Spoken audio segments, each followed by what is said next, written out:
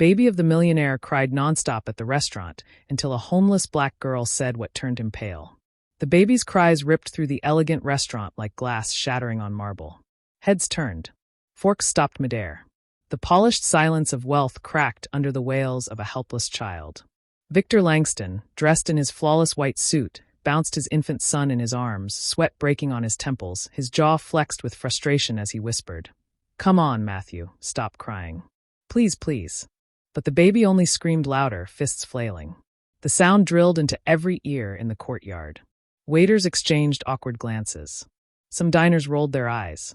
Behind him, leaning against the doorway in a blood-red dress, Sophie, Victor's fiancée, watched with a mixture of irritation and contempt. She had her arms folded, her blonde curls spilling over her shoulders, eyes narrowed as if the child's cries were a personal insult. "Victor," she hissed across the table, loud enough for others to hear. "Do something." Everyone staring, Victor's lips tightened. "What do you think I'm trying to do?" His voice was sharp, but low, strained under the pressure. "You look ridiculous." Sophie shot back coldly. "You're supposed to be in control of everything, but right now, you can't even handle your own baby." Victor's throat burned, her words cut deeper than she intended. He looked down at his son, red-faced and gasping through sobs, and for the first time in years, he felt powerless. Then came a small, steady voice. "He's hungry." Both Victor and Sophie turned. A little black girl, no older than 6, stood beside the table. Her faded floral dress hung loose on her thin frame, her braids slipping over her shoulders, her eyes, dark and sharp, fixed on the baby. She pointed at the bottle of milk sitting untouched on the table. Victor frowned. "What did you say?" The girl didn't blink. "He's hungry. That's why he won't stop crying." Sophie scoffed, her laugh brittle and cruel. "Oh, for God's sake. Where did she come from?" "Victor, tell her to leave. This isn't a playground." But the girl didn't move. She stood straighter. "He's not crying because he's bored." "That sound." She nodded at the wailing baby. "That's a hungry cry." "I know it." Victor's stomach twisted. He looked at the bottle, then at her. "How would you know that?" Her chin lifted. "Because I used to take care of my baby brother. I know the difference between a tired cry, a scared cry, and a hungry one." "That's hungry." Sophie rolled her eyes dramatically. "She's just making it up. Children don't know anything." The girl's voice grew firmer. "I do. And I know that bottle's too cold. He won't drink it unless it's warm." Victor blinked, thrown off.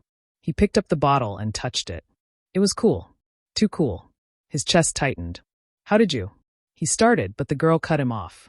"My mama worked all night cleaning offices. Sometimes she came home too tired to feed him, so I did it.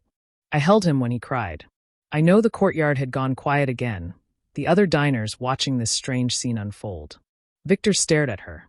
The baby still wailed in his arms, but something in her words, her certainty, her pain made him freeze. Sophie snapped. "Victor, don't listen to her. She's nothing but a street kid. She's probably trying to get money out of you." The girl's eyes flicked to Sophie, then back to Victor. "I don't want money. I just don't want him to hurt." Victor's chest constricted. He looked at his son, then at the girl. Her words rang truer than anything Sophie had said all night. He whispered hoarsely, "Who are you? Where's your parents?" The girl hesitated. "My name's Amara." Her small voice softened. "And I don't live anywhere anymore." The words hit Victor like a blow. His grip on the bottle tightened. His face went pale. Sophie muttered under her breath. "Pathetic. You're actually entertaining this nonsense." Victor turned sharply, his voice colder than she had ever heard. "Enough, Sophie." She froze, stunned, as he dipped the bottle into a jug of hot water the waiter brought, his hands trembling. The girl's eyes never left his. Moments later, Victor pressed the warmed bottle to his son's lips, and just like that, the crying stopped. Matthew latched on, drinking hungrily, his small body finally relaxing against his father's chest. Victor exhaled a shaking breath, his shoulders sagging. He looked up at Amara. She wasn't smiling, wasn't proud. She only stood quietly, her thin hands clasped, watching the baby with a knowing sadness. The millionaire felt every eye in the restaurant on him. Not because he was powerful, not because he was rich, but because a little girl in a torn dress had just taught him how to be a father. And that realization left him pale. Sophie's heels clicked forward. Her arms were still crossed, her red dress catching every eye like a flame. "Well," she said coldly. "Congratulations. The stray solved it. Does that mean we're supposed to applaud her?" Victor looked up sharply. Show some respect, Sophie. Respect? She scoffed. Victor, this is humiliating. Your wife's been gone, 6 months, and already you drag me here, sitting me behind a child that isn't even mine.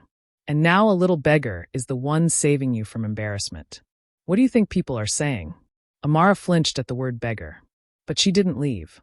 She stood quietly, chin high, watching the baby with a protective stare, as if she alone understood his tiny suffering. Victor's jaw tightened.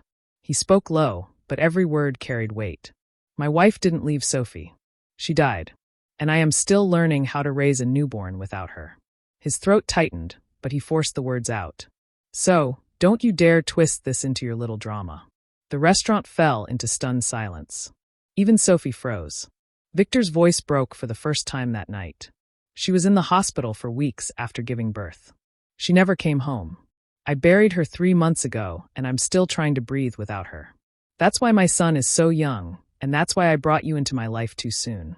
Because I thought I needed someone to fill that hole. Sophie's lips parted, but no words came. Her face hardened as if sympathy was too heavy to wear. Victor turned back to Amara. But tonight this child reminded me what I really need. Not another glamorous face. Not someone ashamed of my son. I need to listen. I need humility. Amara's eyes softened. Your baby just needs you, she whispered. That's all. Victor lowered his head, fighting tears as Matthew suckled peacefully against his chest. Sophie snapped suddenly, desperate to regain control. So what now? You'll let this homeless girl sit at your table? Move her into your house? You'll ruin your name, Victor. Amara's little hands balled into fists, but she said nothing. Victor stood, baby in one arm, and crouched so he was eye level with the girl. His white suit brushed the stone, but he didn't care. What I ruined, Sophie, is thinking reputation matters more than my child's happiness. And tonight, this girl gave my son what no money could buy. Peace. He looked at Amara. You said you don't live anywhere. Where do you sleep? Her voice was so soft he almost didn't hear. Behind the church sometimes. When it rains under the bridge, the weight of it crushed him. He looked at his son, then back at her. His own wealth felt obscene in that moment. He swallowed hard. Not anymore. Not while I'm alive. Sophie stepped back, aghast. Victor, you can't be serious. You're actually going to take her in. People will laugh. They'll think you've lost your mind. Victor's eyes hardened. Let them laugh. I'd rather be a fool who listened to a child than a man who ignored one. Amara blinked at him, unsure if he meant it. But when his free hand reached for hers, steady and warm, she let her tiny fingers slip into his. For the first time that evening, her lips trembled into the faintest smile. Victor stood tall, baby in one arm, Amara's hand in his. He didn't look back at Sophie. He didn't need to. Her red dress, her cold words, her shallow pride. They already belonged to a world he no longer wanted. As he walked out of the restaurant, whispers followed, some mocking, some in awe.